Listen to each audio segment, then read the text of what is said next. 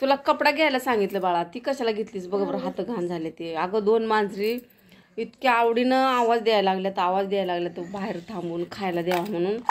मी त्यांना चांगले चांगले पीस मी 2 नेऊन टाकले बाहेर. तिला अशा पळापळ करायला लागले ना, त्यांना लय आनंद वाटला मी टाकलं म्हणून. त्यांना कुणाच्या तर मुखात समाधान. आता घरचे तर जास्त खायला नको म्हणतात चिकन. आता त्यांचा एक जीवच आहे की म्हणलं दिलं त्यांना एक चांगलं मोठं पीस. 2-3-4 पीस टाकले तर खात पळाले ते. चांगलं त्यांचं दुआ तर तेवढंच तर काय बघा काय डाळिंब टचकन फुटलं. काय झालेला मोबाईलला, माझा फोनच बिघडतो का काय कळना मला. डाळिंब खा पोराला पण सांगितलं रक्त वाढायसाठी जरा काय. ही तापीनं कालच्यापासून फणफणायला लागली. कालच्यापासून तापीनं पार फणफणायला लागली. ताप आला, दवाखान्यात गेलं तरी ताप आता थोडासा कमी झालाय.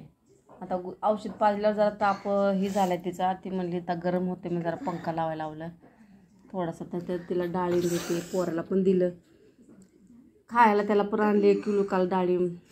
तर असं प्रकारे डाळिंबचे उपाय, गूळ शेंगदाणे, परत नंतर काय अजून खजूर रक्तवाढीसाठी, बीट, गाजर सांगितले. तर ते प्रमाणे थोडं आणून सुरुवात केली खायला. तर हे माझ्या फोनचा जरा बिघाड झाला आहे. तर काय चुकून गलतीनं काय व्हिडिओ येत असला तर माफ करा, क्षमा करा. पीएम किसानचा फोन आला ना.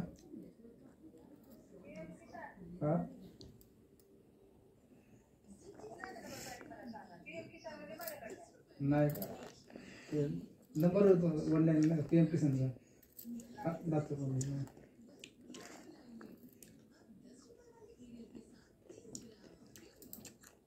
हां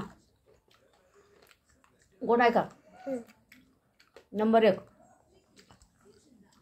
चला खा, पटापट संपून टाका तेवढी वाटी. Okay bye.